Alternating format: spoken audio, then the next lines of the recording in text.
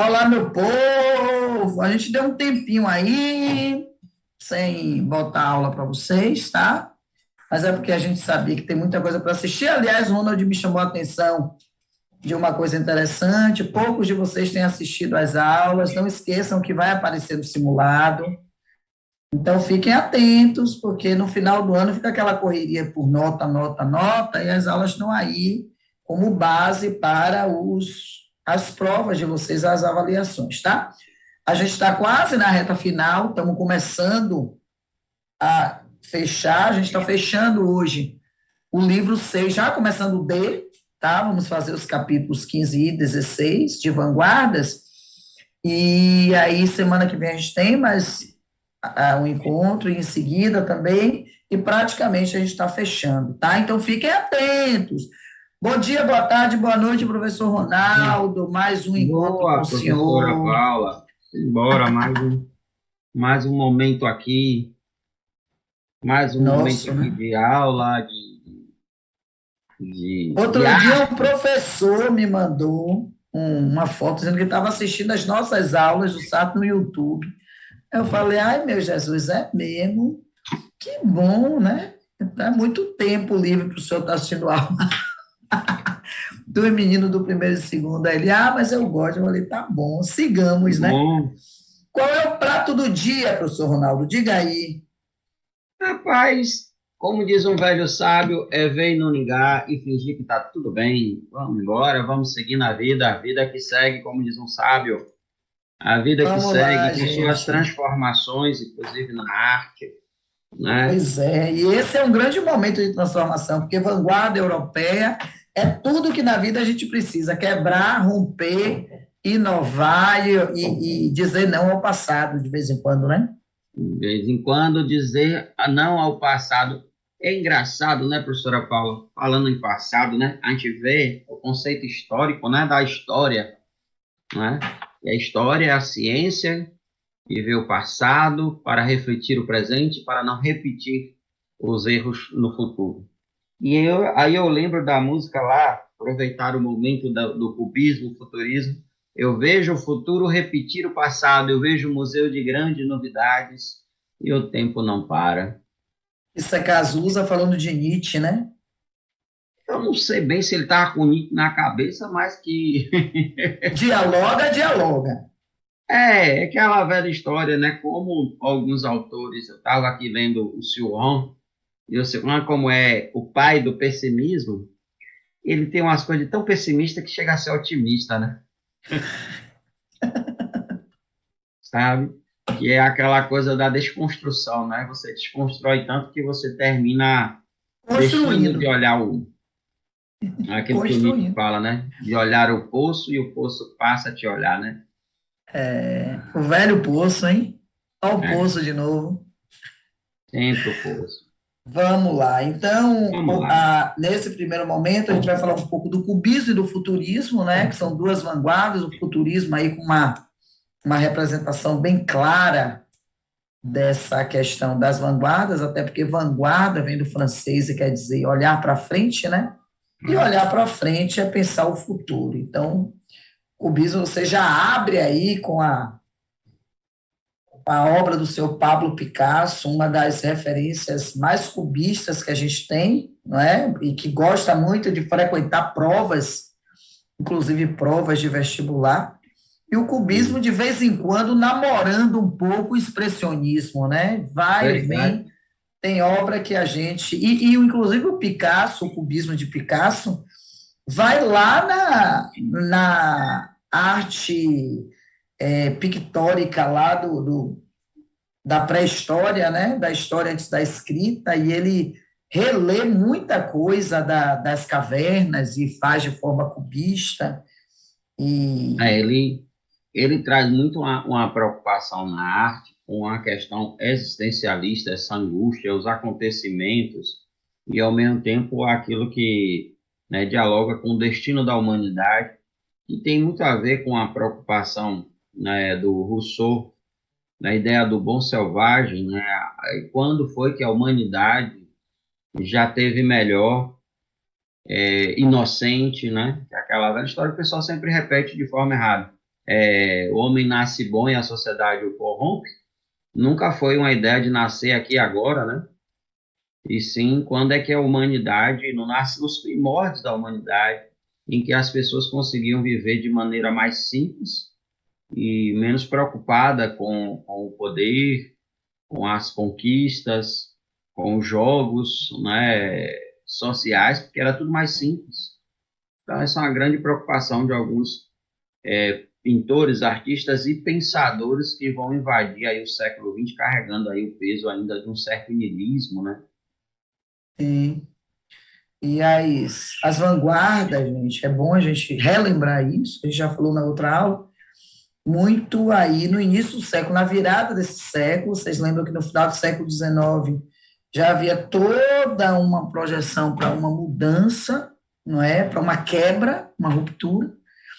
E aí você tem o cubismo surgindo em 1907. Observe que a palavra cubismo vem de cubo. Cuidado, porque teve gente pensando em Cuba lá a partir de 1964, inclusive o Ferreira Goulart, quando escreve do cubismo ao neoconcretismo, foi chamado pelo governo militar para explicar qual era a ligação dele com Cuba, porque ele escreveu cubismo, tá? E ele levou horas, Ronald, para explicar que não era Cuba, era Cuba. Então, em 1907, você tem aí algumas obras do Pablo Picasso, e esse movimento tem uma relação também com o futurismo, só que como oposição, uma relação oposta, porque o futurismo dá uma ideia de movimento, enquanto o cubismo dá a ideia de ausência de movimento. Então, o cubismo é estático e o futurismo dinâmico, tá? Mas o cubismo já se aproxima um pouquinho dessa visão expressionista em alguns aspectos, tá? Então, esse movimento de inovação tecnológica, quebra desse pensamento tradicional. Aliás, nem precisa dizer isso, tá? Você já tem que saber. Vanguarda europeia é quebra do pensamento tradicional. E tem uma coisa muito importante aí, que um momento de guerra, né? Ah, mas a guerra começou em 1914. Gente, uma guerra começa muito antes do primeiro tiro ser dado, viu? É muito importante que a gente fique atento. E quando a Primeira Guerra acaba, a Segunda já está sendo vista, porque quem perde quer se vingar e quem ganha quer se manter. A Primeira Guerra deixou um portal enorme aberto para a Segunda Guerra. Então, esse período entre guerras não foi nada pacífico, mas esse é antes aqui. Ah, diga, Na Ronaldo. verdade, a Primeira Guerra, ela já é um reflexo de um mal-estar que começa no neocolonialismo no século XIX.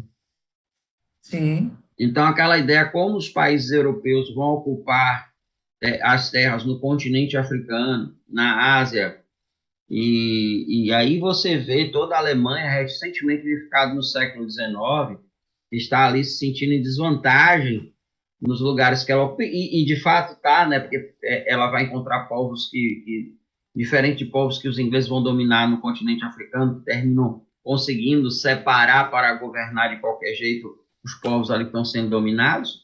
A Alemanha vai encontrar uma Namíbia que não vai achar tanta facilidade assim, então há várias questões. E aí tem um outro ponto, Paulo, que você estava falando, né, dessa coisa da guerra não começar na guerra no primeiro tiro, porque tem vários tiros dados antes também. Às vezes tiros econômicos, né, dessa toda manobra mundial da economia, que não é da agora, principalmente cada vez mais que esses países. A Alemanha se unifica no século XIX, a Itália também. Isso já ameaça alguns países, né, a partir daquela ideia de briga ali de poder. Então, quando a Primeira Guerra começa com a questão do atentado do Arquiduque, a gente percebe que tem um fato, mas tem muito mais um pretexto para se começar essa guerra do que necessariamente a coisa em si. Né? A coisa em si sim. é um pretexto dentro de um contexto muito maior e que os Inclusive artistas estão percebendo. ideológico, né, nego? Inclusive Oi? ideológico. Inclusive ideológico, né? Sim, principalmente, e você percebe nessa arte, né, que é interessante, quando a gente faz essa analogia, né, entre a arte, o pensamento, a questão social, tudo isso, esses artistas estão trazendo essa estar à frente do que eles estão percebendo muita coisa antiga, querendo se estabelecer num mundo novo, em que tudo está muito diferente. A gente já passou aí da segunda revolução industrial, a tecnologia tem dado uma acelerada muito significativa, o crescimento das cidades, a miséria muito grande em países muito ricos, uma série de coisas E os artistas refletem isso na literatura, na pintura, na arte, essa insatisfação, né? E esse ponto, né, que a gente chama de ponto de virada, né? Não é de uma hora para outra. E a própria forma de trazer a vanguarda, Ronald, mostrando assim, o mundo está se transformando e a gente vai continuar com os velhos padrões artísticos, né? Mostrando uma coisa que é totalmente fora do que está acontecendo, a gente vai continuar abraçando o padrão estético de dentro das escolas de arte. O mestre manda, o discípulo repete. A gente vai sair é, de um momento em que tudo está mudando e vai continuar e vai se manter com a tradição artística, então a vanguarda é também esse momento efervescente de abalar as estruturas tradicionais para chamar a atenção, né, inclusive de todos os que estão envolvidos na produção artística. Eu acho que o cubismo é quando o aluno diz assim, esse negócio é muito estranho, né? Porque a gente tem um apego ao tradicional, né? O que inova assusta, o inovador assusta. Parece que até o aluno que nunca viu um Velázquez, nunca viu um Courbet, muitas vezes, ou sei lá, um Van Gogh, ele se sente, embora Van Gogh já seja aí um neo-expressionista, mas ele se sente meio desconfortável diante de uma arte de vanguarda, quando ele pensa que a arte do belo está em Michelangelo, está em Leonardo da Vinci, né? É uma coisa que é pré-fixada. E a gente tem que lembrar que belo na arte se desconecta um pouco dessa visão da moda, né? Porque as pessoas são muito inundadas por uma visão do belo muito, como é que eu posso dizer, fixa, e que a beleza artística, às vezes, se dá putrefação, né? A gente tem uma pintora contemporânea que pinta azulejos e que mostra o sangue saindo dos azulejos, e às vezes azulejos com figuras religiosas. Então, assim, é uma representatividade muito profunda, e não é porque o sangue está descendo que não é arte. Mas sangue, putrefação, víscera não é arte. E por que não? Depende do olhar e do tratamento que se dê ao tema, né? Sim, porque é uma das coisas que, quando a gente começa a filosofia, os meninos dizem assim, por que que a gente não estuda a filosofia contemporânea? E eu respondo de uma forma que eles acham que eu estou sendo, sei lá, prepotente, porque vocês não vão entender. Como assim a gente não vai entender a filosofia da agora?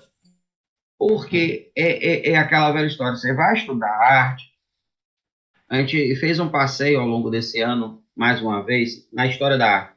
A gente começa lá desde a arte rupestre, para entender toda uma construção. Quando a gente chega do século XIX até agora, é um processo de desconstrução. E você não pode começar com a desconstrução sem ter a casa. Você vai desconstruir o quê? Você primeiro tem uma casa construída.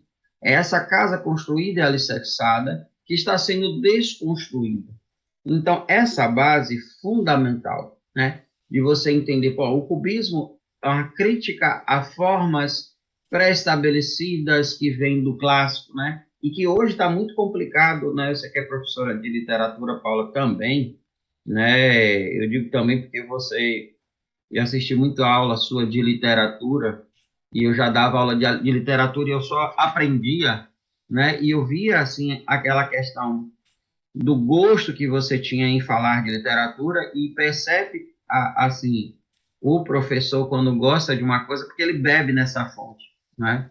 Então, via você, e hoje, quando você fala de um Machado de Assis, quando você fala de um autor, né, seria mais difícil para um menino desse, um José de Alencar, voltando um pouco mais no tempo, mas é muito difícil. A gente lia isso com dicionário. Você hoje tem um celular para procurar o vocabulário. Aí a minha disse, mais fácil o senhor, que o senhor está mais perto de Machado de Assis. É porque eu nasci no século XIX, sabe? E eu e Machado de Assis, a gente tomava uma cervejinha lá no Essa Cosme Dé. lógica é massa, porque você gosta de Sócrates, porque você está perto de Sócrates. Então, assim, esse esforço da leitura mais difícil, que hoje é até um palavrão estar dizendo isso, porque muita gente até da área vai dizer, que absurdo, não tem obrigação de ler Machado de Assis. Ninguém está falando de obrigação. mas o despertar para uma coisa que tem um rebuscamento e vai facilitar a sua vida, porque você vai desconstruir com uma arte de hoje algo que está estabelecido, né? E a gente está falando de vanguarda, né? Estar à frente de... Estar à frente do quê? Eu não posso começar querendo estar à frente sem estar, pelo menos, aqui, né? Sim, Então, essa ideia da filosofia, da sociologia, isso que reflete também na arte, né? Você vai escutar a música também, né? E as pessoas não entendem muito isso, né? Que é uma coisa muito própria desse momento, que é a validação do momento presente como superior a tudo que já existiu no mundo, como se não fosse continuidade, né? sim.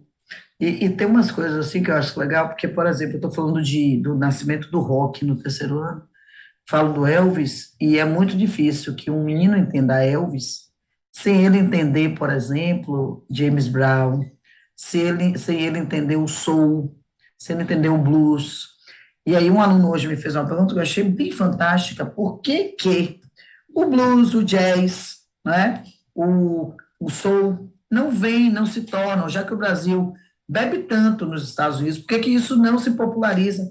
E eu fui lá explicar para eles que não se populariza, inclusive, por muito tempo nos Estados Unidos, porque são gêneros musicais ligados a negros, numa sociedade extremamente racista.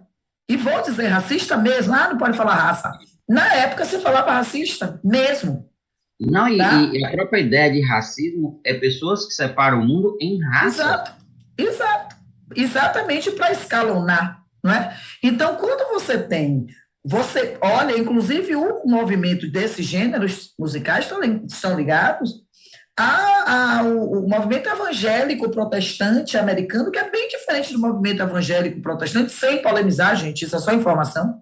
Brasileiro, você vê o protestantismo americano, norte-americano, estadunidense, muito atrelado a uma visão social. O pastor está ali, ele está na congregação mesmo, não é congregação religiosa, ele está na comunidade. Há uma discussão muito lúcida sobre várias temáticas, né? Você tem o coral da igreja com vozes poderosas, que são as vozes que depois vão para o jazz, vão para o blues. Então é óbvio que isso não iria ser exportado. Isso não iria, porque não foi valorizado lá. E até hoje no Brasil, você observa que quem diz eu gosto de jazz é considerado cult. E aí o Elvis vem para um lugar porque ele está com uma característica fenotípica. É muito interessante porque você vai dizer, o que, é que isso tem a ver com vanguardas? Porque isso é vanguarda. O rock surge como vanguarda, só que o rock bebe numa música negra, e primeiro o rock foi negro, porque o James Brown sai do soul e já cria um ritmo bem de rock, mas o rock tem como pai Elvis, e tem como sucessores em Liverpool, você sabe, os Estados Unidos, os Beatles. Olha a expressão, olha a característica fenotípica dos Beatles. Então a gente termina perdendo a oportunidade de dar aplauso e temos que agradecer esse soul ter chegado aqui, esse jazz ter chegado, o sopro ter chegado na música brasileira, que era muito percussão e muito corda, com Tim Maia, que foi estudar lá, que bebeu, foi estudar não, ele foi fazer outras coisas lá, ele foi tentar a vida e terminou, mas ele traz e não se dá a Tim Maia o valor que ele merece, porque era uma vanguarda na época, né? Então, ser vanguardista é perigoso, porque a sociedade não gosta de vanguardista. A sociedade ainda aplaude muito mais um Leonardo da Vinci e menos um Pablo Picasso. E assim, os dois são sensacionais, só que cada um dentro da sua visão de arte. Não existe aí nem melhor nem pior. Existe aquilo a que o seu olhar vai se adaptar de forma mais tranquila. Só que essa adaptação se dá a partir da sua visão da arte também. Porque quando você vai para uma coisa já cheio de armas, cheio de bengalas e guarda-chuvas, é diferente de quando vai com porosidade, né? Quando você vai disponível, quando você vai aberto, ou pelo menos você vai vazio, deixa ver o que, é que vai rolar. Mas quando a gente já sai de um lugar para o outro, achando lá vai ser ruim, é a mesma coisa de você não ter assistido a um filme e alguém ter falado mal e você acreditar no que o outro fala. Então, quando o Pablo Picasso vem com as formas geométricas, cilindros, cones, triângulos, e quando ele fragmenta essa imagem, muitas vezes, esse violão, essa guitarra cubista do Miguel Esquivel, tá bem legal, porque você olha, inclusive, e você diz, é um violão. Claro que ele observe que a gente tem um violão, essa parte que tem a saída do som, essa parte é mais arredondada. Repare que ele dá uma geometria, mas você detecta que isso é uma guitarra, né? Que isso, Apesar de eu tirar diria. todas as curvas, né, Paulinho? Exato. Mas quando você pega determinadas obras do Pablo Picasso, é uma fragmentação total. Você precisa até se distanciar do objeto para ter uma ideia de totalidade, porque é aí que está o grande lance. Ele faz uma jogada de fragmentação, de cor, de renúncia à perspectiva, ou seja, de onde você olhar, você vai ver a mesma coisa, mas você tem uma noção do todo. Essa noção aparece, ou pelo menos você identifica essas partes do todo. Então, é porque eu gostei muito desse ponto final, é que diz assim, a realidade era fragmentada com o uso de palavras dispostas simultaneamente. Quer dizer, quando você vai para a literatura, você faz a mesma coisa que faz na pintura. Só que na literatura você vai fragmentar a palavra, né? E depois vai surgir a poesia concreta. Você quer falar de café, você faz a poesia em forma de xícara, saindo o aroma do café, né? Digamos assim, que é aquele vaporzinho que para a gente é um vapor visual que dá ideia de cheiro, né? Então mistura algo de sensação, né? Então em cada arte esse cubismo vai se revelar de uma forma extremamente criativa, de forma bastante inteligente, né? Essa coisa de fazer, quem faz essa poesia concreta hoje, que é cubista, é o Arnaldo Antunes, né? O Arnaldo Antunes ainda Sim. faz uma criação muito, ele é muito inteligente. Eu só não gosto dele Inclusive, né, tem cantando. umas letras já no Titãs, na década de 80, né? Aquilo que não é o que não pode ser, que não é o que não pode ser, que não é. Então, aquele Pode jogo ser, pode extremamente ser, pode ser. concreto é muito doido. E com a sonoridade incrível, que não deixa essa repetição parecer só uma repetição, né? Ah, que tem Sim, aquela outra dele. Tá todo mundo louco de tanto, né? Tá todo mundo louco. é, Que é um negócio meio doido, né? Aquela ideia de tá imitando um som de macaco e ao mesmo tempo tá falando da repetição humana, né? Então, assim, sim, é muito interessante quando você fala assim, por exemplo, num Picasso, né? Quando você fala de qualquer pintor, de qualquer músico, você vai perceber o quanto essa galera tinha estudado naquilo que era a tradição, justamente para poder desconstruir, né? Você lógico, vê sim, um Arnaldo Antunes, nossa, as entrevistas daquele cara é uma aula sobre um monte de coisa. E ainda sim. tem uma coisa que eu acho que em paralelo dele com o Chico, que os dois têm uma voz que para cantar é bem complicadinha.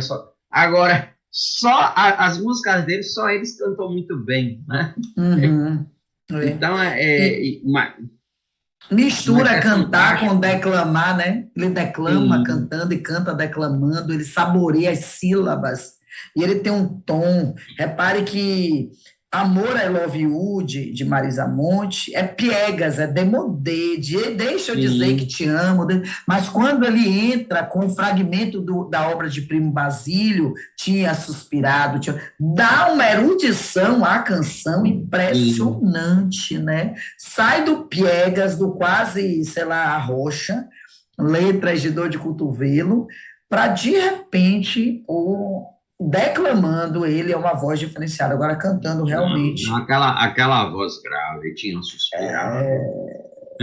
gaguejado, papel, devotamente. É muito legal. Enfim, aí tem as figuras, né? O grande nome é Pablo Picasso, né? Leve aí, vá, Ronald. Oi? Leve aí, vá. Ou, eu entendi outra coisa. Você falou o grande nome é Pablo Picasso, aí eu não entendi, ué. É essa questão toda, né, de você olhar para uma obra como essa Mesa Redonda. Tem uma proposta na internet que convido vocês, né? Tem algumas obras de arte que foram trabalhadas numa perspectiva de 3D. Então você vai ver essa obra sendo fragmentada. Uma delas é Guernica, do Picasso, que vai mostrando as partes, assim como essa daqui do George Só uma Braque. coisa, viu, Ronald, para eu não esquecer, Guernica é uma obra que, para mim, tem traços expressionistas evidentes. Sim. Se eu fosse classificar sem conhecer o Pablo Picasso, sem dúvida eu diria que é uma obra muito mais expressionista do que cubista, né? É cubista E, por causa da fragmentação, mas, pô, é muito expressionista, nossa e senhora, você né? sabe que foi proposital aquilo, né? Porque justamente ele está querendo retratar um pós-bombardeio e os Sim, efeitos disso. Então, tem partes de pessoas, de animais, de coisas, e que nessa perspectiva 3D vai começar separando as coisas, como esse quadro aqui. Se você começar a separar as coisas, você vê que tem uma faca que entra em algo parecendo uma espora, né, que o povo usava para machucar o cavalo, mas que, na verdade, junto da baioneta de um fuzil. Do outro lado, você já tem um violão que, junto com outra parte do violão, está totalmente desconcertado. Você tem pinturas, você tem frutas, você tem textos, você tem arquivo, você tem tudo isso em torno de uma mesa que é redonda. É justamente a ideia de reunir, que não tem pontas, etc. Então, assim, essa ideia da mistura, né, de colocar cores que muitas vezes não trazem essa harmonia, mas que causa um mal-estar, um procurar. E a ideia toda é procurar o que está aí. Né? Que às vezes as pessoas criticam, mas ali qualquer pessoa dá uma interpretação, porque a obra de arte não é bem assim a coisa, porque o autor queria dizer algo, claro que está aberto a outras interpretações, mas tinha uma mensagem aí por trás, que é essa mensagem justamente de desconstrução das coisas, o universo em desencanto, e mais à frente a gente vai encontrar no caminho a ideia de caos. O universo não é organizado como se pensou desde a antiguidade, ele é caótico, as coisas não são previsíveis, a vida você não diz aquilo que vai acontecer e acontece tudo certinho, existe uma grande possibilidade de tudo que seja planejado ir por outro caminho. Então essa obra está retratando justamente isso, né? Essa coisa de que ao mesmo tempo você está enquadrado em um cubo, mas que sai. Pô, o que que é uma mesa redonda que no final das contas não parece muito redonda, né? Como o violão, por que que o violão tem que perder aquele formato próprio do violão? Então, toda essa ideia cubista do que o cubo, né, vai estabelecer, que ainda tem outra coisa, né? O cubo, que muitas vezes é cilíndrico, né? O que que pode se encaixar dentro disso, o que pode ser construído ou desconstruído disso? Porque quando a gente fala de desconstrução, eu estava, semestre passado, falando para os meninos do segundo ano sobre Nietzsche. E os meninos assim, Nietzsche era meio doido. ah, Sim, mas por que você acha que ele é doido? Não, porque ele critica tudo. Eu disse, mas é engraçado que vocês, adolescentes, geralmente têm essa percepção nietzschiana. não é Vocês assim, o que criticam eu não tudo. entendo é doido também, né? O que eu não entendo é Aí tem doido. essa coisa que eu disse para eles, você precisa ter muito cuidado com algumas disciplinas. Porque, por exemplo, você pega física, química, biologia, se você não entende um livro que é mais avançado, você diz é difícil. Na filosofia, quando você não entende, é doido, é viagem. Não é? Quando você pega um texto literário mais complexo, isso é maluquice, isso é viagem. Me está me perguntando, professor, por que, que eu tenho que ler um autor que passa não sei quantas páginas para descrever uma coisa que eu já sei? Esse é justamente essa ideia de que uma coisa é você estar na frente da televisão, assistindo uma série, ou do computador, ou do celular, assistindo uma série, que tudo está aparecendo ali.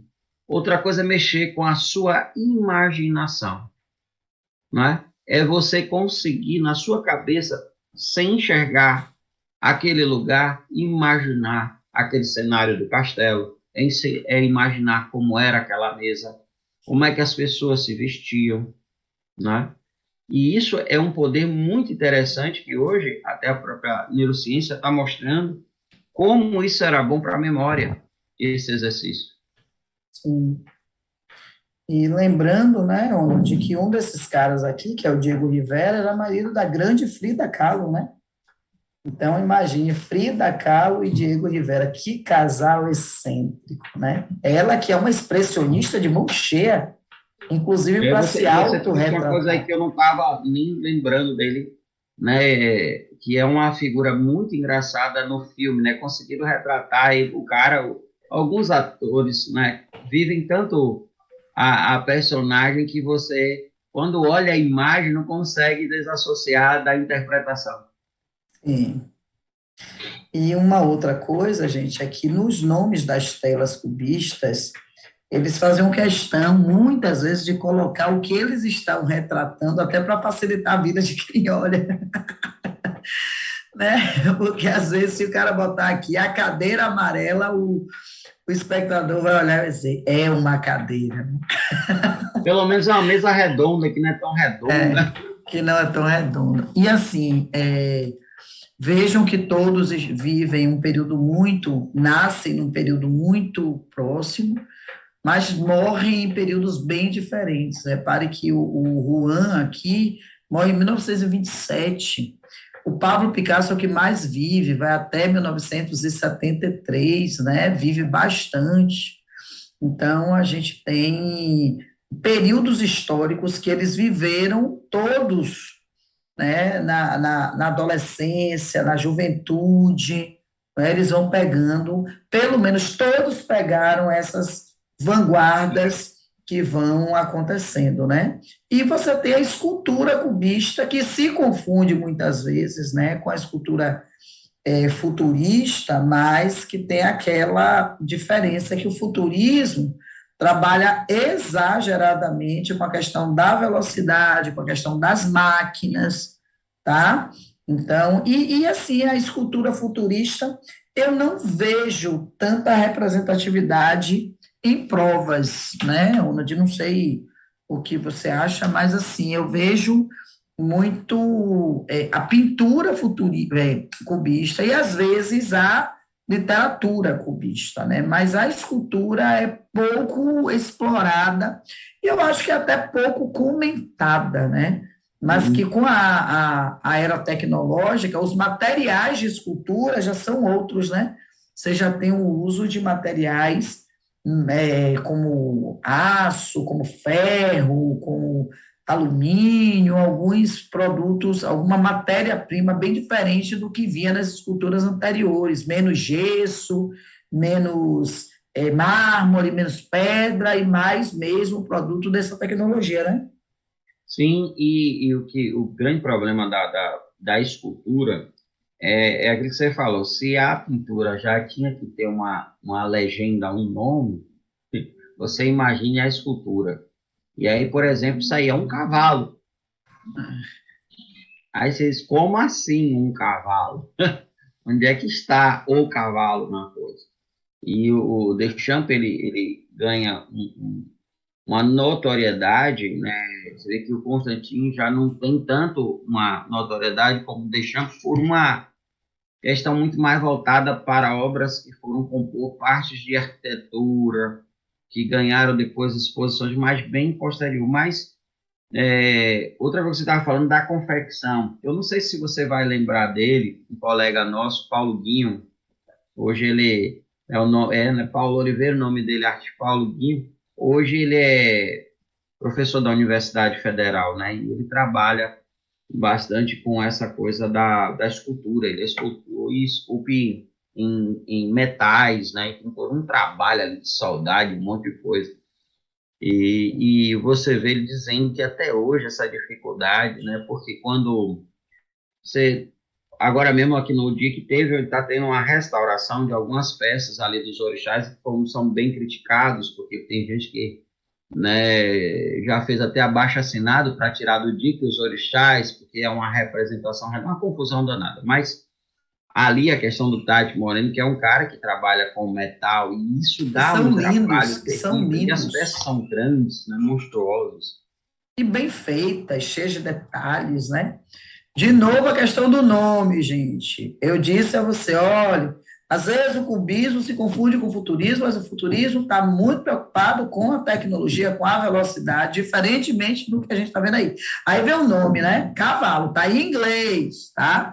Mas, pelo amor de Deus, se a essa altura a gente não saber, ou melhor, a gente não souber, me confundi, que, como é que pronuncia isso aí? Horse, horse, horse. Não, não é bem É minha um praia, não. cavalo? Eu sou da galera do Ramon de Champollion, mas não sou da Ah, galera do entendi. inglês. Entendi. Então, tem que ficar atento, tá certo? Então, a gente tem duas fases do cubismo aí. Não são nem duas, são mais de duas, mas aí Aí, você tem o Hermé. Diga, Ronald. não, aí você vê o quanto eu sou velho, né? Enquanto a galera estuda o inglês na escola, não é que eu não tenha estudado, mas o francês, eu ainda peguei essa rebarba do No francês na mosteiro, escola. né? E o No mosteiro que me mosteiro. ajudou bastante, né? O mosteiro que me ajudou Bom, bastante.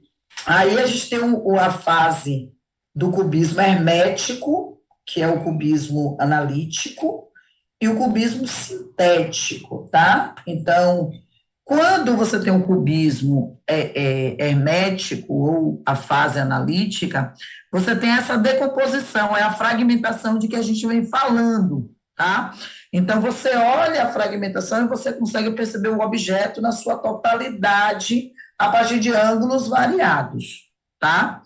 Quando você vai para a fase do cubismo sintético, que já está em 1911, repare que o cubismo começa em 1907, você já vai ter, inclusive, o uso de outros elementos como matéria-prima. Você já tem colagem, você já tem vidro, você já tem metal, você já tem, às vezes, inserção de número, inserção de palavras, de letras.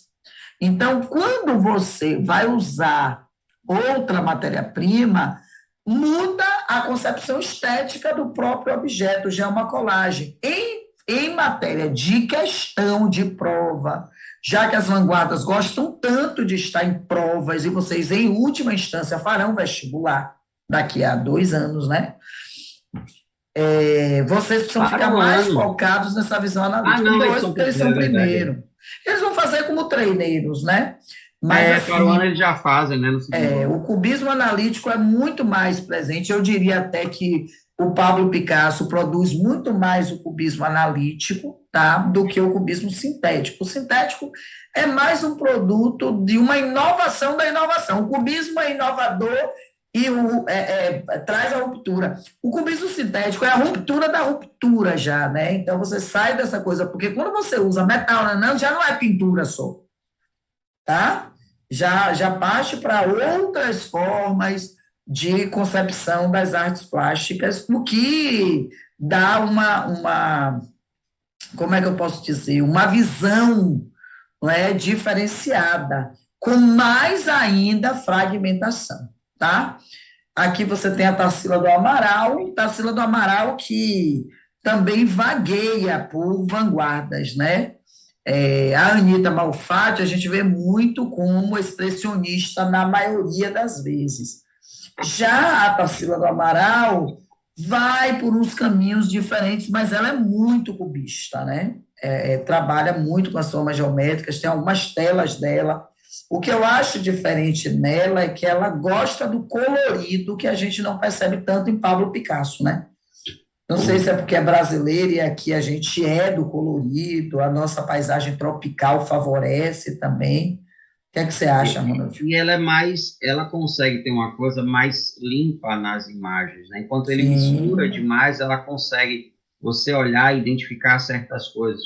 Por exemplo, ali no Picasso, quando você tem uma mulher no espelho, é muito distorcido uma coisa a outra, né? E você diz assim, não tem nada a ver, então ele tem essa coisa de reversão da imagem, que ela inclusive porque ele consegue. é irônico, né, Ronald? Inclusive porque ele Não, o quer Picasso essa tem essa mulher. coisa É, de fazer, né? O espelho não reflete a realidade, etc. Já a Tarsila não, ela quer mostrar alguma coisa mais didática nas imagens, trazer ali, né? Ah, ali é um trem, ali é um bonde, onde é que a gente está? Tem uma torre, tem um prédio, tem uma casa, sabe? Você consegue ter uma imagem meio que, mas isso aqui pode ser uma árvore, então tem algo que você consegue, né? Ter essa percepção mais não diria mais leve, né? Mais didática, talvez, para a imagem. Mas eu acho que você consegue dar nomes, né? É isso, talvez. Eu estava procurando aqui. Você consegue nomear o que está vendo. Exato, e aí dá mais segurança. A gente, Jung fala isso, né? Que o homem, para demonstrar maior domínio, ele teve a necessidade de dar nome a tudo, né? E muitas vezes a palavra não chega, e a gente sabe muito bem disso, né? A palavra não chega, e aí onde a palavra não chega, eu acho que a arte entra. Não, Casa não é casa. e é engraçado que nome, né, do grego nomos, é aquilo que impõe lei. Nomear uma coisa é Pronto, dar uma lei, uma perfeito, regra, algo, né? exato. Denominar, né? Eu denomino, né? Então, por isso que quando eu comecei falando disso, eu falei de manifesto, né? Manifesto cubista, um manifesto. Todas as vanguardas têm um manifesto exatamente para dizer, é para isso que nós estamos, é dar nome, dar denominações, conceituar. E o fauvismo é a única vanguarda que não tem manifesto, e ela, por isso, como ela não recebeu uma nomenclatura, ela não é considerada importante, ela não é respeitada, ela não é levada a sério. Impressionante como é importante. Se você não tem um nome, você não é registrado, né? Então a gente precisa dar nome até o que não tem nome. Aliás, principalmente o que não tem nome, né? Porque o que não tem nome está muito solto. É preciso acorrentar, né? Então eu acho que é mais ou menos nisso que você queria chegar. Quando você olha a Tarsila, você tem a chance de dar nome, então fica mais, como você disse, é mais limpo, mais claro, né? Enquanto para Picasso a gente não consegue dar nome, a gente consegue somente sugestionar. É como se fosse uma mulher, é como se fosse o reflexo dela. Olha como você vê com a Tarsila. Você vê um prédio, você vê uma casa que é como se fosse o reflexo, mas não é, não é? E eu acho que é isso que você quis dizer com mais limpa, né? Uhum. Uhum. Bom, e o futuro é uma astronave que tentamos. Vamos para o Rapaz, você foi futurismo. longe agora com o futuro astronauta. Vai ter ele, viu? Toquinho João Bosco. Bom, vamos para o futurismo. Então, eu me adiantei, né? O futurismo é a vanguarda que melhor remete à ideia do antepassado. É a melhor ideia do antitradicionalismo. É o que mais remete a uma liberdade, porque se o futuro ainda não aconteceu, eu sou livre para imaginá-lo. Eu sou livre para criá-lo. E por que o futuro remete a um dinamismo? Porque a gente está num período de uma evolução tecnológica muito rápida. O mundo no início do século XX, o produto no final do século XIX, está muito tecnológico, ele está criando demais. E ele traz consigo, e no Manifesto Futurista vem isso, o culto à guerra, à violência, à mecanização, à velocidade, à tecnologia. Porque a velocidade dá uma certa noção de violência. Você não acha, não, Ronald? É porque o futurismo tem uma coisa muito positivista, né? Ao mesmo tempo traz uma dinâmica de otimismo a questão da velocidade, a questão da ciência, que ela está sempre no futuro, mas a ciência, né, dentro do positivismo, traz essa questão de que a guerra teve um fator civilizatório também, né? A guerra, ela traz ali algo que é ampliar a fronteira, desconstruir, romper com o velho, trazendo coisas novas. Então, tem sempre essa coisa do poder, tem sempre essa coisa de que há uma ideia de superação ao mesmo tempo que traz uma coisa bem de conservadorismo, né, dentro do positivismo, que os futuristas já negam um pouco essa coisa, mas a velocidade, a coisa da dinâmica, que é uma ideia, eu digo para os meninos que a maior percepção que você pode ter de uma questão hegeliana, da evolução histórica dialética, que vai dialogando, debatendo e vai evoluindo, para uma questão histórica nietzschiana de retorno ao mesmo, ou uma noção dialética de materialismo histórico de Marx, ou seja, não houve uma evolução para Marx, por isso que propõe uma revolução, né?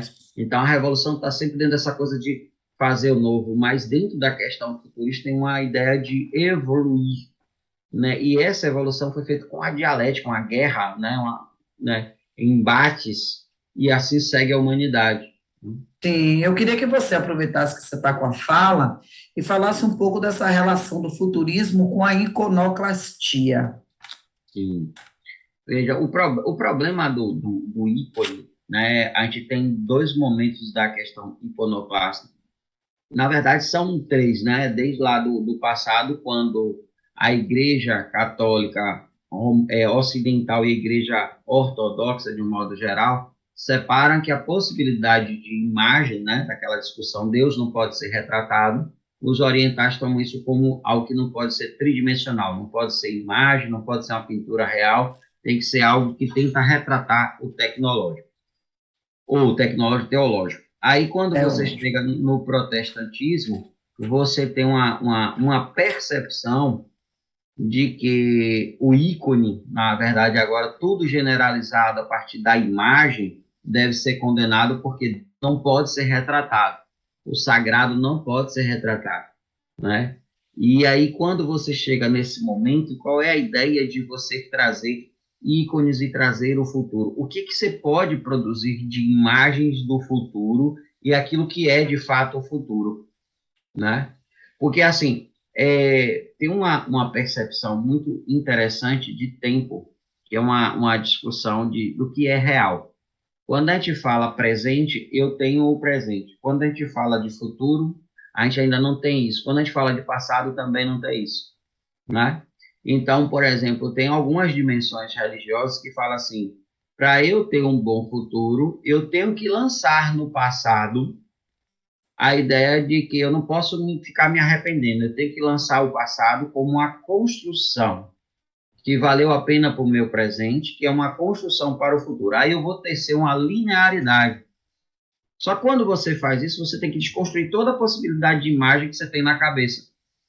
Sim, Porque passado e futuro são projeções, porque o passado já não existe mais. Então você tem uma lembrança de algo ou doloroso ou bom, e o futuro você projeta o bom ou o doloroso. Então, quando você pensa essa ideia linear de futuro, não dá para você construir uma ideia uma de imagem. uma imagem. A imagem, ela Muito é bom. engraçado isso, engraçado não é interessante isso, porque no budismo tem bastante essa coisa, né? Dessa mente tão atenta no presente que ela se desconecta dessa possibilidade de imagem de futuro e passado, né? E que hoje as pessoas fazem Sim. uma coisa bacana, mas meio doida, de que basta você. Eu me esqueci agora, a minha estava perguntando, professor, o senhor acredita na lei da atração? Eu digo, depende do que você está dizendo. Basta desejar para ter, né? É, Essa coisa, pense positivo. É meio exato. massificador isso. Tem uma lógica, mas não é bem isso, né? Eu vou passar, Não, eu vou passar, eu vou passar e vai e passa, né? porque isso aí você tem duas possibilidades. Ou você está colocando uma massificação nas suas ideias de um futuro e querendo que aquilo que você desejou lá vai acontecer só pela sua vontade. Então, parece que sua vontade é superior a toda a questão do universo, né? Como a gente vai entender essa possibilidade. E aí você vai naquela ideia de que pode mexer com o futuro. Mas aí vem justamente essa ideia. O futuro pode ser pensado como uma imagem. Se pensado como uma imagem, qual é a imagem que eu venho a pensar esse futuro? Bela, distorcida. E aí você Sim, tem, por exemplo, hoje, a possibilidade de se construir imagens, o povo fala muito da questão distópica, ou seja, pós-apocalíptico. Qual é a imagem que você cria? sim, Qual é o ícone que você cria de possibilidade futura? Ah, então existe um futuro tecnológico. E aí vem toda uma ideia de que o futuro vai ter regras, vai ter conduções ou não. Então você vai criando essa possibilidade. E é justamente essa ruptura. O futuro não vai aparecer nunca como um ícone de uma possibilidade. sim. Isso é muito legal para vocês entenderem, viu, pessoas, sobre futurismo, né? E faz todo sentido. Por isso que eu pedi para ele filosoficamente falar da iconoclastia, porque faz todo sentido. Se você vai trazer o futuro, E está aqui o Marinetti, que é um dos grandes expoentes da visão futurista, que vai produzir, é o autor do Manifesto Futurista de De novo, o manifesto você 1909. falou no começo, né? Exatamente, olha aí o manifesto. Então, tem todo sentido a gente dizer que não tem como se criar uma imagem do futuro. Então, se fala de uma velocidade e se dá uma imagem à velocidade, tá? Mas se dá muito mais uma sensação, porque não dá para você prever o que vai ser essa tal velocidade se você está falando de futuro. Tá? Então, no manifesto vem muito essa ideia, né? A ideia de vamos para cima, vamos matar, vamos explodir. Por quê? Porque o futuro e a velocidade trazem consigo esse teor: tecnologia, produtividade, velocidade, eletricidade, mais violência, né? E o ser humano gosta dessa coisa, né? E a pintura vai, se a literatura vai trazer isso em forma de linguagem escrita, a pintura vai trazer isso no caráter visual, tá? Aí você tem os pavimentadores de rua do Boccioni, ou desculpe, Botini, né? Bottioni, eita, quase não sai, Bottioni.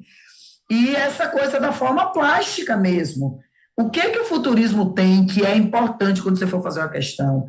É a forma dinâmica, dá uma ideia de movimento, o oposto do cubismo, né? O cubismo está fragmentado, é a responsabilidade tua ter uma visão da inteireza. Se é assim, você conseguir, tá? Mas é feito para isso. Você vê O lá a futuro é mesa movimento redonda. acima de tudo, né, Paula? Exato. E eu Futurismo tem isso. até a noção que a gente tem de tempo hoje está muito associada à questão de consumo. Eu estava dizendo a eles, ó, não precisa ir muito longe, não. Pegue qualquer música de 10 anos atrás. Essas músicas têm 4 minutos. Hoje você tem músicas com 2 minutos e pouco. Por quê? Repetindo, repetindo. Que é justamente a ideia de quanto menos dura uma coisa, mais você consome essa coisa. Então, você tem que ter coisas muito rápidas para você estar consumindo. Você tem que ter imagens muito rápidas para você estar consumindo. Você não pode ter vídeos longos. Tudo tem que ser muito rápido e acelerado. E a quantidade de coisas dentro dessa aceleração, né? E aí você pode entender, é muito interessante, né? Que os caras têm essa noção do que a gente está meio que vivendo hoje. Esse movimento, essa dinâmica. Exato. Parece que Então, o tempo passa rápido, quando tem que ter a mesma e tem uma quantidade coisa, porque essa sensação está mudando nossa perspectiva de vida. de O vida. presente está durando muito, o presente está dando uma impressão que dura muito menos do que o que ele dura, Sim. né? E dá essa conotação de que você não está vivendo, você está sendo atropelado pela vida. Então, acabou a semana, acabou o mês, acabou o ano, né? E a impressão de que isso está dando um fortalecimento muito grande às sensações de ansiedade, de angústia, de insatisfação, porque até o consumo não satisfaz mais, o consumo de tudo, a gente está sempre na falta. A sociedade contemporânea está sempre na falta, na insatisfação, né? Eu digo muito isso aos alunos, a gente não é saudosista, mas nós realmente fizemos parte, Ronald, nós somos contemporâneos, nós praticamente temos a mesma idade, diferença é muito pequena, de uma geração que tinha que ter paciência, porque não tinha outra escolha. A escolha era ter paciência, inclusive do ponto de vista econômico. Eu quero um sapato, mas a gente não tem dinheiro. Ou a gente nunca iria ter aquele sapato, ou ia esperar muito tempo para aquele sapato vir. E a gente vive uma geração, eu quero sapato ontem, não dá para ter ontem, porque ontem não volta, né?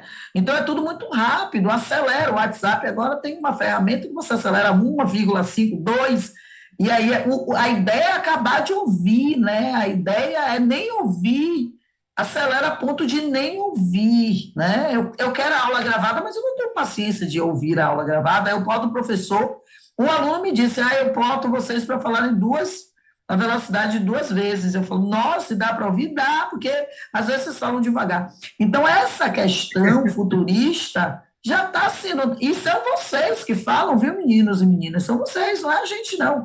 Vocês trazem matéria para a gente trabalhar aqui. O futuro foi ontem. Olha que interessante, o futuro foi ontem.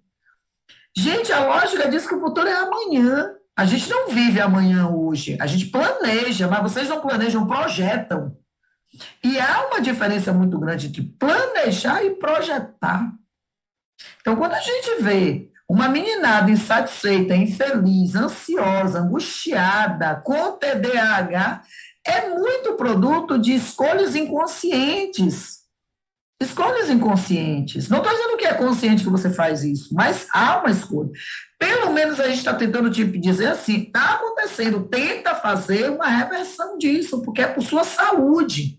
Essa sociedade, nesse nível de pressa, nesse nível de angústia, vai adoecer mais cedo ou mais tarde. É Educa e Estimute, não é sinal de saúde se adaptando a uma sociedade doente. E a gente se adapta, porque quem está mais lento é chamado de lerdo, de velho, de antiquado. E o futurismo já traz isso, né? Bebendo um pouquinho no pós-impressionismo também, bebendo nessas técnicas das cores e da velocidade, porque assim, os impressionistas eram também rápidos, porque eles precisavam aproveitar a luz do sol e o reflexo, né? A gente não precisa aproveitar o reflexo da luz do sol, a gente tem a impressão de que, mesmo não tendo nada para fazer, precisa correr. A gente corre sem ter o que alcançar e cansa. Repare, ó, se eu estou atrasada, eu corro para chegar em tempo, mas se eu não estou, para que eu corro? Tem gente que está com tempo para comer e come correndo, né? Então, esse padrão de vida, eu tenho um amigo psicólogo, professor, doutor, que ele diz o seguinte: esse modelo ocidental de vida é falido e adoecedor.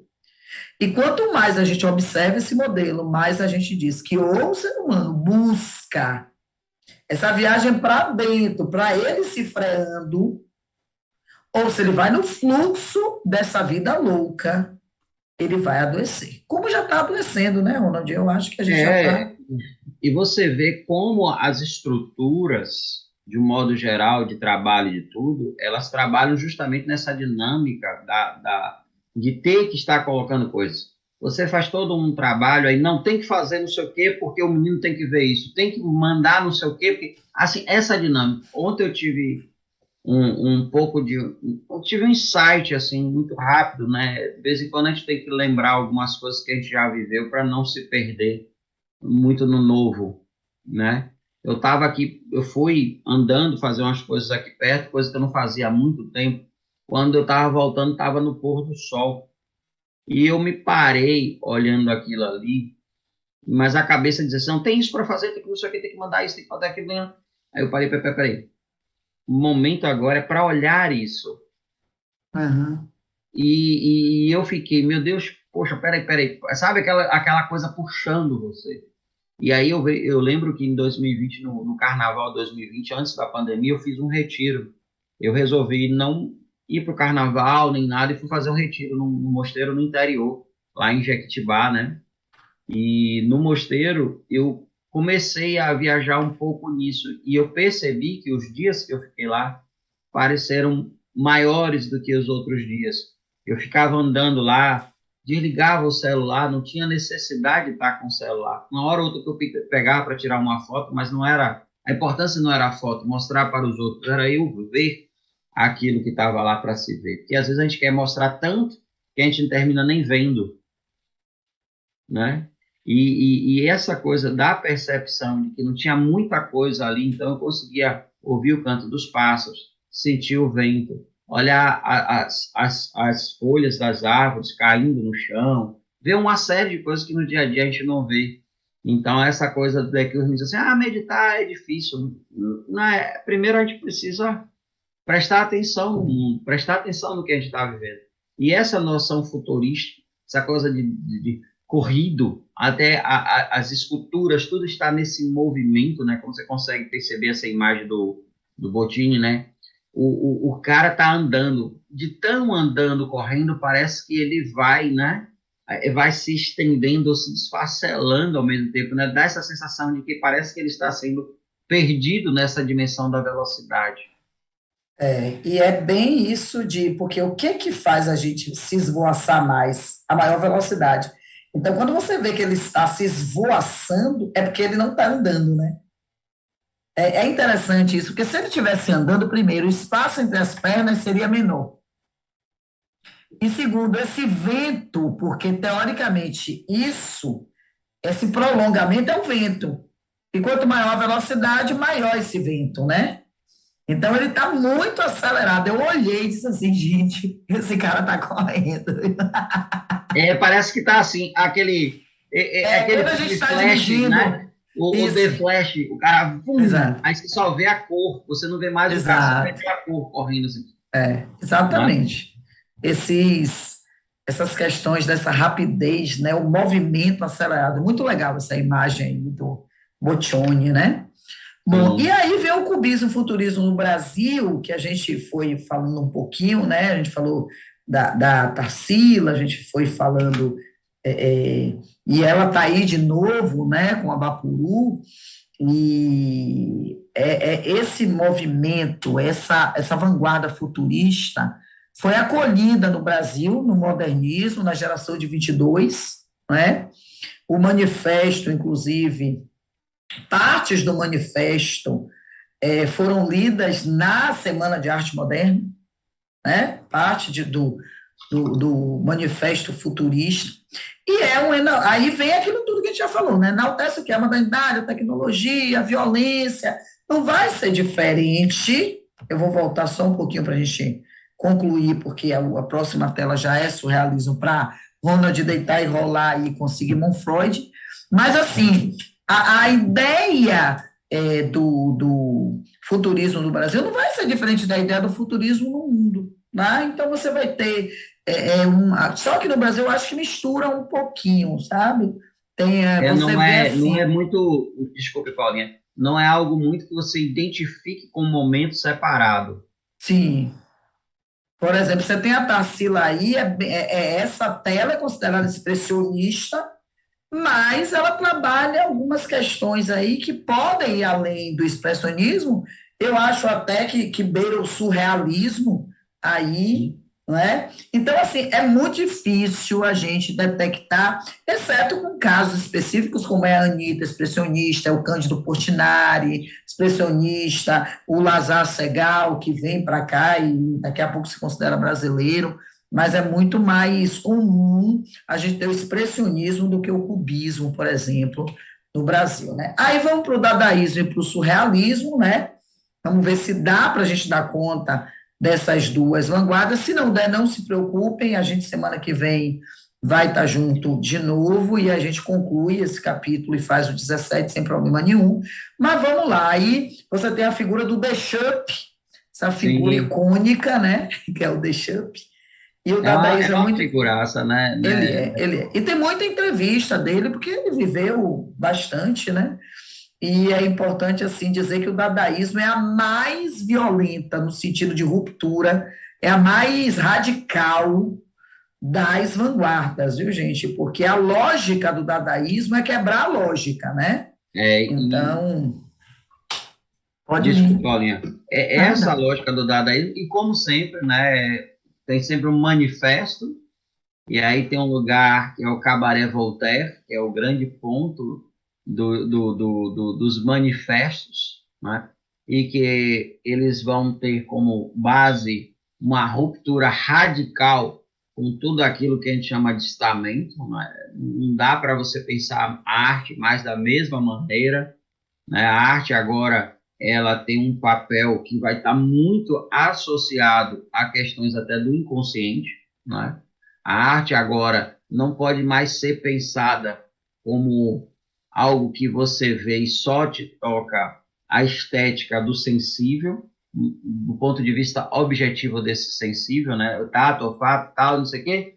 Mas a arte, ela entra num campo que não é tão destrinchado assim, que é a alma como não como algo imortal, mas algo na perspectiva da psicanálise, algo na perspectiva que vai chegar mais à frente do niilismo, e a gente vai também chegar no anarquismo e toda essa, ou seja, não é pouca coisa a gente entender essa galera aí misturada com o filósofo, né? E aí a gente estava lá na questão futurista, a discussão do Círculo de Viena, que eu terminei não falando, né? Que discute ali a ciência, e aí vai Einstein, vai aquela galera toda discutir o que é a ciência, o positivismo, saindo do positivismo fechado e dogmático para um outro positivismo, mas ainda há um norte do futuro, da ciência da velocidade. E os caras agora dizem, peraí, vamos ver o que é isso. Será que tudo isso que a gente está aí trazendo tem algum sentido para a vida? E, aliás, o que é a vida? Aí entra um outro problema, né? Entra um outro problema muito mais sério, porque a vida vai parecer para essa galera uma causa perdida. Uhum, isso é profundo. E outro dia um aluno disse assim, quando eu trabalhava isso, eu ouvi de um professor de literatura assim, ó, quando for doido, é isso, quando for muito doido, gente, ó, isso, a galera estudava para fazer isso aí, viu? Não é assim, é doido, é muito doido, não, tá? Inclusive, há uma tendência a se confundir o dadaísmo com o surrealismo, em alguns momentos eles realmente se confundem, E eles... e se entrelaçam, mas uma diferença assim, interessante é que o dadaísmo ele tira o objeto do contexto dele natural. Então, o cara pega um pneu de uma bicicleta e bota em cima de um banco, isso é uma coisa concreta, completamente sem lógica, tá? Em algum momento, você pode dizer assim, mas isso podia ser surrealismo, né? Aí a gente aconselha você a mergulhar no grupo dadaísta e nas principais representações, tá? Então, quando a gente fala em dadaísmo, a gente fala muito do Duchamp, tá? Muito, porque ele é, assim, um ícone em tirar os objetos do seu espaço natural, né? Quando a gente vai para o surrealismo, a gente vê muito a figura do Salvador Dalí, inclusive tem muitos diálogos entre Freud e Salvador Dalí, né? Sim, Assim, criações, né? As criações fazendo essas interseções. Então, esse manifesto dadaísta, que foi escrito por Hugo Ball em 1916, repare que é tardio em relação ao futurismo, traz essa visão do Dada como a linguagem primitiva, né?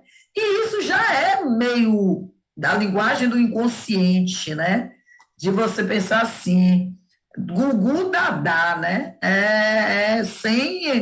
Se a gente for pensar do ponto de vista da relação do consciente e do inconsciente, o Gugu Dada está completamente na linguagem primitiva mesmo, por isso que se confundem e se entrelaçam tanto, né, Ronald? Vem aí com sua psicanálise. porque o que vai acontecer, né? Você está tendo toda uma construção que daqui a pouco a gente vai para o surrealismo, etc. Mas tem uma coisa desse homem que segue vários padrões, quer romper padrões, e de repente ele diz assim, né? Que está bem numa viagem que a gente vai ver que é aquilo que a gente chama de revolução linguística pragmática do século XX, né, que logo a gente vai ter aí a questão do Wittgenstein trazendo tratados lógicos, filosóficos, dizendo assim, qual é o limite do conhecimento humano, qual é o limite que a linguagem traz. Então, o limite do seu mundo é o limite da sua linguagem. Então, quando se traz essa discussão do que é a linguagem, né, que é aquilo que o Caetano mais à frente vai trazer naquela letra maravilhosa, o que pode, o que deve essa língua, né? Então, essa ideia, por exemplo, o Dada mesmo, você vê que é interessante, você vai buscando os manifestos, cada um vai explicando esse Dada da forma mais simples. No alemão, essa expressão é só isso, em tal coisa é só aquilo, ou seja, tem sempre essa ideia de só, não mais do Apenas, que né? isso, né? É. Não mais do que isso. Que é aquela discussão lá que vai perpassar do Freud, depois do Foucault e o Bauman, o que é o cachimbo. Isso é um cachimbo. Mas isso é. Não, isso só é um cachimbo, não quer dizer mais do que isso. Então você tira aquele cachimbo, tira uma foto daquele cachimbo e o que é isso agora? Aí as pessoas começam, né? E essa crítica que eles fazem de tirar um objeto de um lugar, colocar em outro e abrir essa possibilidade dessa revolução pragmática, né, de que todo mundo quer muito resultado concreto das coisas. Vamos ver o que é essa Sim. brincadeira com o concreto das coisas? Vamos ver o que a linguagem vai se inserir né, nesse pneu de bicicleta ali em cima de uma cadeira Uhum. e não na bicicleta. E aí todo mundo, oh, é o mictório. Então, assim, os caras Isso, vão é. brincar bastante com isso. E assim, para você ferir a lógica, se parte de uma ideia da lógica, né? Onde é que um pneu de bicicleta deve estar? Pela lógica na bicicleta, ou numa loja de bicicleta, e não parafusado num banco, né? Então, é você, exatamente o que está dizendo aí, né? É sair desse lugar da razão, do que se espera que seja.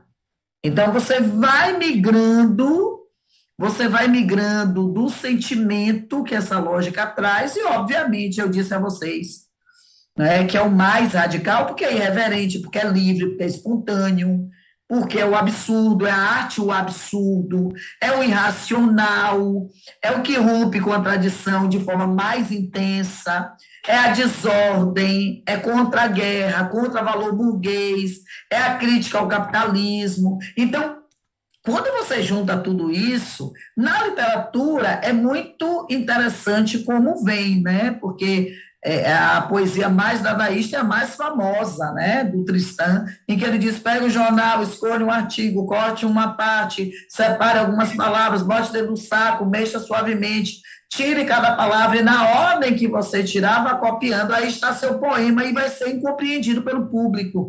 Quer dizer, ainda diz que vai ser incompreendido pelo público, né? E não que é óbvio que vai ser, né? O problema é o público, não é meu poema. Então, ele está mandando uma mensagem muito interessante. O problema é aí a lógica que o público espera, que não necessariamente é a lógica, porque há uma lógica da não lógica. Por isso que eu digo a vocês que não é, vocês podem até ter uma dificuldade para entender isso, né? Agora vocês estão desabrochando para essa linguagem literária, mas há uma lógica na não lógica, porque do ponto de vista da visão das coisas, a lógica é lógica porque alguém disse que era lógico, mas se não dissesse, seria ilógico, tá? Então a literatura vem para dizer, cuidado com essa lógica, porque há outra lógica, e os caras estudam para isto, né? Então, quando a gente vem para essa teoria dizer que é um movimento pertencente às vanguardas, cujo lema é a destruição como criação, é o que ele está dizendo. A destruição também é uma lógica. A destruição também é uma criação. Destruir é construir.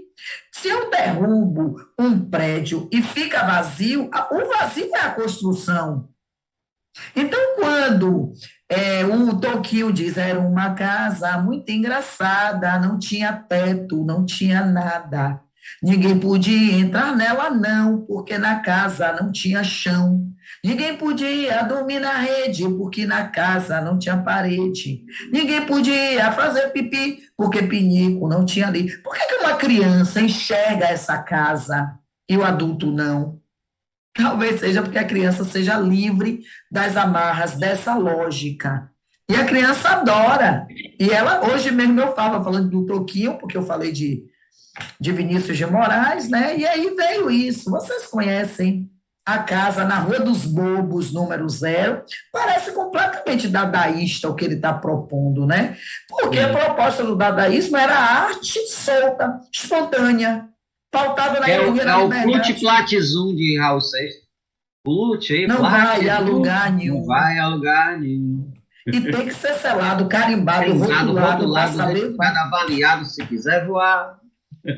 É. Na lua, taxa alta, no sol, identidade.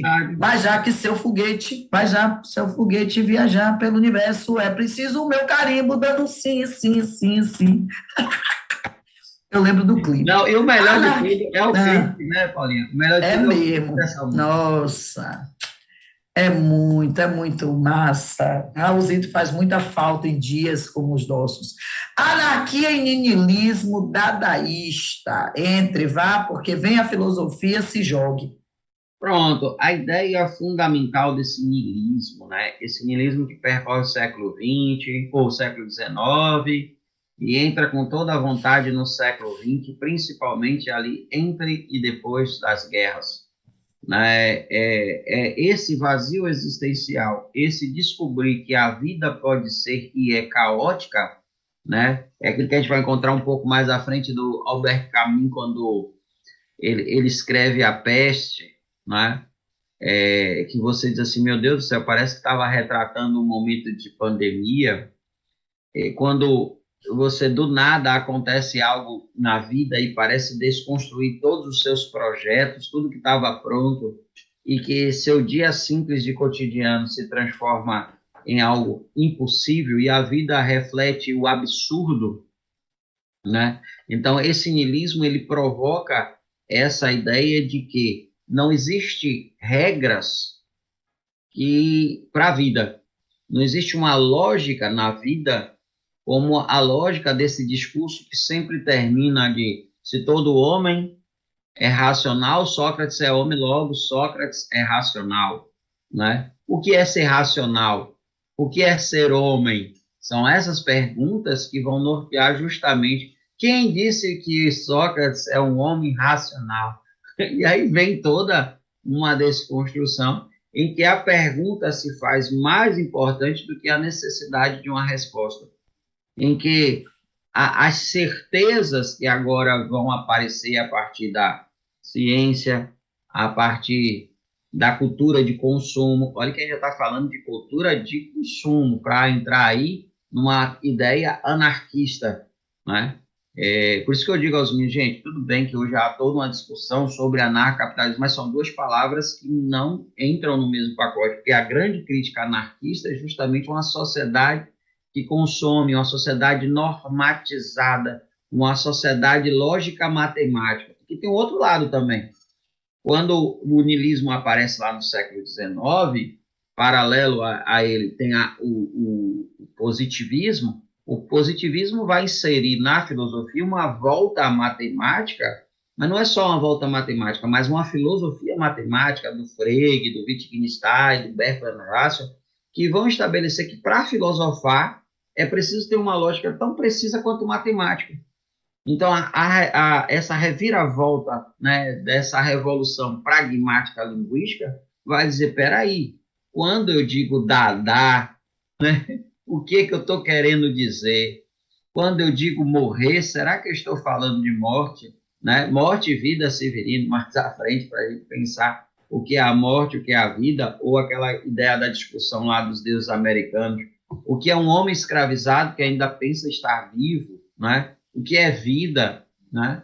Então, toda essa ideia niilista, ela vem também com aquele princípio de que nós entramos numa sociedade tão complexa que agora, para a gente conseguir viver, a gente tem que entrar numa sociedade alternativa, numa sociedade que vai trazer aí anarquia. E você vê que nesse momento também, né, você vai ter vários movimentos esotéricos surgindo, né? Helena Blavatsky, etc., que querem desconstruir a ideia de uma sociedade que se manteve dentro de uma religião e esqueceu outros princípios herméticos que desconstrói tudo isso e que o bem não é tão bem, o mal não é tão mal. Então, você traz aí esse niilismo e esse anarquismo andando junto com essa impaciência de viver, né? A vida parece não ter muito sentido.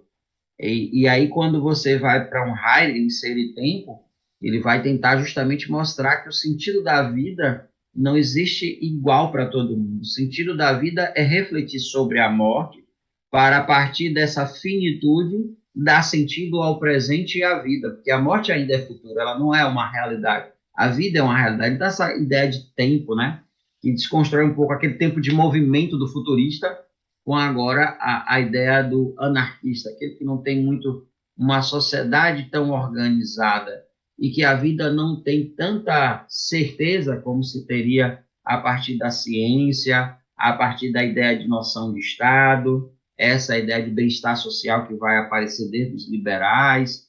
Então, toda esse pensamento que causa um mal-estar muito grande. A filosofia aí, né, eu tinha um professor que diz assim, essa filosofia não é para pessoas fracas. O que ele chamava de pessoas fracas? Pessoas que não vão conseguir questionar a vida. É aquilo que, às vezes, a gente fala dentro da psicanálise, né? Você entrar num processo psicanalítico é, muitas vezes, você entender que a dor que você vai sentir é a dor de se conhecer. E se conhecer a partir da dimensão de que eu não sou aquele ser bonzinho que construíram e que eu construí. Eu sou um ser que responde a certas coisas do jeito que eu não gostaria. Eu sou um ser que tem um ciúmes. Eu sou um ser que tem inveja. Eu sou um ser que é uma pessoa. E como pessoa com todas as falhas e com todas as coisas boas também que se pode ter. Mas encontrar esses monstros, né? Encontrar esses monstros e perder toda aquela ideia do sentido tão estabelecido que foi construído ao longo de uma sociedade judaica, uma sociedade cristã, uma sociedade organizada, uma sociedade em que todo mundo pensava em construir uma vida, casar e ter filhos, envelhecer, ter netos e assim teria uma vida boa. E o que é essa vida boa, né? Falei demais. Não, foi ótimo, porque aí, o que é essa visão dadaísta? Exatamente essa desconstrução. Quando o niilismo vem com essa negação de todos os valores, e a anarquia propõe algo que seja muito diferente desse poder centralizador, né? Você vê o dadaísta se aproximando exatamente essa fala do Tristan, não é? Que é uma das grandes referências do dadaísmo, é quem assina o manifesto, inclusive, né? E ele diz: a impaciência de viver era grande, o desgosto aplicava-se a todas as formas da civilização dita moderna, as suas próprias bases, a lógica, a linguagem, e a revolta assumia formas que o grotesco e o absurdo superavam de longe os valores estéticos. Então, o que o dadaísmo é? É exatamente a forma que a arte encontra de ir de encontro a essa suposta lógica, que é uma lógica capitalista que está vindo, é uma lógica consumista, é uma lógica de tempo, de tecnologia, que o futurismo nos apresenta.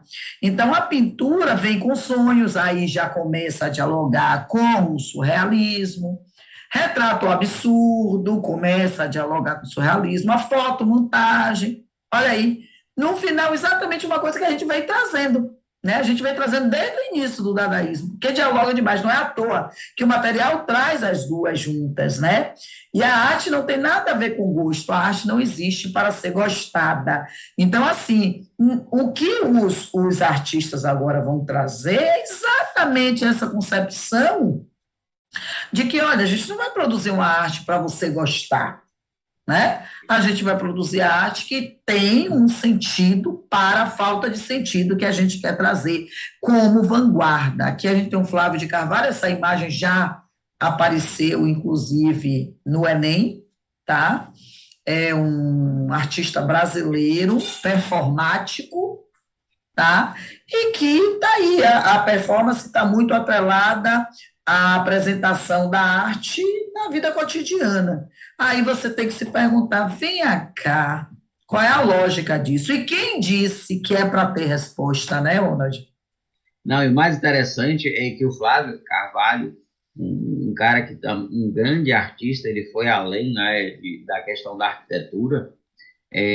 A própria forma dele se vestir era algo assim, porque você imaginar hoje, né, com toda essa discussão que se tem hoje cultural, né, você falar da roupa do homem, tá, já causa um grande espanto. Quanta gente fica irritado pela possibilidade de ter visto um cara na rua de saia, sei lá o quê. E você imagine esse cara, né, vestindo dessa maneira e andando no meio de homens todos vestidos de terno e gravata, como era o costume da época. E assim, né? E se perguntar o que é que ele quer. E se quer, né? Está aqui ele agora Ele vai para a uma pintura também, vai para pintura. a produção até de roupas. Ele é um cara que produz muito, né? E aí surge essa possibilidade de se fazer milhões de inferências, viu, gente? As vanguardas trazem a liberdade, não é a liberdade só do artista, é uma liberdade do próprio espectador. Como espectador, o que é que você vê, né? E aí a gente vai para o surrealismo, vamos dar se não der para a gente ir até o final, mas já trazer uma concepção, até porque tem tudo a ver com o que a gente já foi trazendo, antes, né? Então, o surrealismo surge em Paris, anos 20, já é mais tardio ainda, né? É vanguardista, Já é um é pós-guerra uma, mundial e um pré-segunda guerra, né? exatamente um pré-segunda guerra, está entre guerras, e aí, ó, reunindo artistas anteriormente ligados ao dadaísmo, o surrealismo surge a partir de um rompimento de alguns, é importante dizer isso. Por isso que tem essa conexão que a gente já vem apresentando antes, né? E aí você tem o Breton, tá? O Manifesto Surrealista de 1924, que era um dadaísta, tá? E que Hum. rompe, é o que a gente está acabando de dizer, o Tzara, o Tristan Tzara, que é o autor daquele poema, pega um jornal, etc, etc, tal, e do próprio manifesto, e aí Alguns você visitavam tem... até o Cabaré Voltaire, né? Diga de passagem. Sim, sim. E Paris era o lugar, né, onde tudo acontecia. E Meia-Noite em esse Paris, lembrei surrealismo, agora. sim, um filmaço que todo mundo deveria assistir para entender a vanguarda do ponto de vista fílmico. E aí o surrealismo vem exatamente nesse momento, dialoga com as ideias do Sigmund Freud. Repare aqui, você tem os amantes, né, do Magritte, né, 1928, que lembra muito uma escultura do Rodin, não é? O Sim. Beijo, que é, inclusive, bebe nela. E o que, que o surrealismo traz? Olha como você vai perceber muita coisa que a gente falou do dadaísmo. Pensamento livre, expressividade espontânea, uma realidade paralela, mas aí já se fala em realidade paralela e não de ausência de lógica. Um diálogo com as teorias de Freud, o grande pai da Sim, sim. psicanálise, né? E aí vem a questão do dinamismo, criação de cenas irreais, que o dadaísmo também traz, mas o irreal é a não lógica, o irreal aí é não real, não é não lógico, é não real. É dizer assim, que sentido tem isso, né? Não é real, duas pessoas com o rosto coberto, mas isso tem uma representação tão forte. Quantas pessoas se beijam exatamente como se assim estivessem, né? É. A Não é junção de beijar, imagens. é beijar Ah, encoberto com algo, né? exato. E aí vem a bizarrice, né? As imagens bizarras, e aí uma coisa que a gente precisa entender o que seja, que é esse inconsciente, né? Esse espaço do iceberg que está lá, que a gente não vê, às vezes nem sabe a existência, nem a dimensão disso, e aí os psicanalistas estão para dar aquela forcinha para trazer para o plano do consciente o que precisa vir do inconsciente, não é? E uma explicação para tanta coisa para que é feita, que a gente não tem a noção. E eu acho que de todas as vanguardas, viu, Ronald? Está aqui ele, né? De Uhum. todas as vanguardas, essa é a que mais mergulha no conhecimento. Precisa, porque numa época dessa, você pegar o inconsciente como inspiração, inclusive, para a produção, né? Quando o próprio Freud era muito contestado, É. perseguido, negado, né? Negado e às vezes até hoje, né, a gente, né, tem uma dificuldade muito grande porque Freud traz toda aquela coisa, ah, mas Freud tudo era sexo, Freud falou de sexualidade, é diferente de falar sobre sexo. É um absurdo, viu? Freud é contrário às questões do feminismo, às questões de gênero. Então, Freud abriu uma caixa de Pandora e dessa caixa muita coisa saiu. Mas as pessoas querem ver Freud de uma maneira que Freud nunca foi. E Freud, quando ele traz essa perspectiva do inconsciente, quando ele traz essa questão do id, esse desejo que briga entre pulsão de vida e pulsão de morte, não é instinto, é pulsão. Nós não somos animais, nós não temos instinto, nós temos pulsões. Mas isso é mais forte, tanto do ponto de vista de morte, porque a gente pode ter o desejo até da morte, ter o prazer com a morte, quanto com a questão da pulsão de vida. E essas duas, às vezes, dialogam, às vezes estão brigando, estão no consciente, que não é tão consciente, e vai para o superego, aquilo que é a nossa produção de valores, que o Freud vai dizer, oh, peraí, nem todos os valores que são passados para nós são valores de fato, tem valores que são amarras que nos impedem e que a gente precisa um pouco dessa porção de vida para estar lá, às vezes a gente está travado numa coisa e precisa viver, precisa ter desejo, né? Precisa ter né? Procurando uma expressão melhor, mas ter esse desejo da vida, né? E isso muitas vezes a gente não tem porque está amarrado a certas concepções do certo ou do errado, não do certo e do errado, mas do certo e errado discursivo criado para nos amarrar. E o Freud traz essa coisa do inconsciente. E a partir disso, alguns, né, artistas vão entrar nessa coisa. O que é esse inconsciente? Né? Que às vezes aparece no sonho, que às vezes aparece na linguagem, no xiste, né, no ato falho, e que sempre se esconde e que sempre está demonstrando, né? É aquilo que a gente fala do bom psicanalista, é aquele que consegue ter atenção flutuante. Você fala meio mundo de coisas e ele consegue captar aquilo que seu Sim, consciente deixou, seu inconsciente deixou escapar. vazar ali e traz ali, que é o famoso, você quer falar mais sobre isso? Isso. Agora, deixa eu lhe dizer, é interessante porque Shakespeare disse ser ou não ser eis a questão, e ninguém questiona, mas quando Freud diz certas coisas, né, que cai no ser ou não ser, então os representantes estão aí, o Breton, né, o Buñuel, Buñuel, eu acho que é Buñuel. espanhol, né, Buñuel, e aí a gente tem o Magritte, que é o Salvador Dali é uma figura também, tem até um restaurante em Salvador, né, chamado Salvador Dali, e aqui uma imagem surrealista bem clássica, né, e não explique, gente, por favor, essa aqui é outra imagem do espelho, essa bem surreal, repare que a imagem do espelho cubista, é diferente de uma imagem que fosse dadaísta. E essa aqui é completamente surreal. Primeiro, o cara está de costas.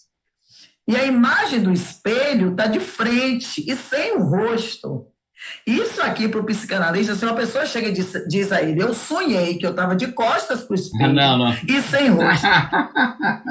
Aí já tem muita coisa. Nossa, isso dá umas 10 sessões, a depender do caminhar do cliente, do paciente, você Não, vai e o embora. pior é que Então, se você pedir a ele para narrar esse sonho a segunda vez, vai sair mais coisa ainda, uma terceira vez, e aí vai. lógico, exatamente. Isso aqui é o mundo dos sonhos, e todo mundo tem sonhos surreais, óbvio. Porque o sonho é também a É, manifestação do inconsciente, né? porque ele não é linear. A linearidade do sonho está no relato do sonho, e não Sim, no sonho em si. é, O Ernest Marx, o Max Ernst, que vai lá desde o dadaísmo até, né, surrealismo, é outra figura sim. importante. Eu queria ter um quadrinho só dele, só É. um quadro desse E homem. aqui o grande, né? O maior expoente, o maior nome do surrealismo, que a gente já falou, é o Salvador Dalí, uma figura. Eu acho ele e o Deschamps, assim, fantásticos os dois. Sim. Não é? E cabe aí, gente, uma orientação para que vocês, esse, né, a persistência das horas, que também é outro famoso, e que cabe, inclusive, o Salvador Dali está aqui, né, deitadinho, dormindo. Sim. A pálpebra aqui é ele diz que se colocou de forma surreal no próprio quadro, né, dormindo aqui, meio que se esvaindo, o tempo, é muito interessante essa imagem do tempo, que é totalmente diferente do tempo cubista, do tempo futurista, todos falam muito e trazem muito tempo. E assim, o convite, né, para vocês é de um estudo mais aprofundado, é massa, vanguardas é um assunto muito legal, deu para a gente dar um fechamento dentro dessa 1 hora e meia, porque a gente fez o dadaísmo junto com o surrealismo. Voltamos a dizer que estamos à disposição na escola de vocês, poucos nos procuram para tirar as dúvidas, mas esses 2 capítulos são fundamentais e é bom trabalhá-los juntos porque dá para a gente fazer uma comparação e comparar sempre é um efeito didático muito interessante. Então, fica nosso agradecimento a quem assistiu a aula. Ronald, fica sempre o meu agradecimento por dividir com Agradecimento a todo você. meu pela sua paciência, dedicação, Ah, e você é um muita fofo. paciência com esse que eu vos falo. Ronald, um cheiro. Daqui a pouco a Valeu, gente se vê de novo, viu? valeu. Beijo. Tchau, tchau.